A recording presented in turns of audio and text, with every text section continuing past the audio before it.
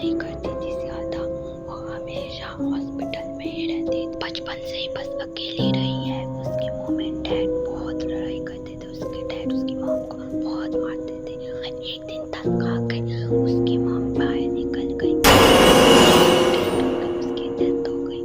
उसकी बेटी उसके लिए बहुत रोई और उसका अब्बू उसकी मॉम की खबर पर भी नहीं आया। वो अकेली सड़कों पर घूमती रही और आखिरकार थक के सो गई सड़क पर ही। जब उसकी आँख खुली, उसका अब्बू जा चुका था। वो घर गई, उसका अब्बू घर पे नहीं था। उसका अब्बू किसी होटल में ठहरा हुआ था।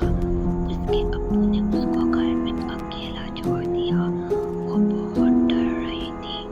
उसको इतना ज्यादा डर लग रहा था ना, रोने वाली थी। उसने दुआ की, ए गॉड प्लीज मेरी मदर को वापस भिजवा दीजिए। और उसकी दुआ कबूल हो गई।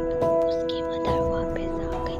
उसके घर वो उससे मिली और उसको कहा, बेटा तुम बैठो, मैं आती हूँ।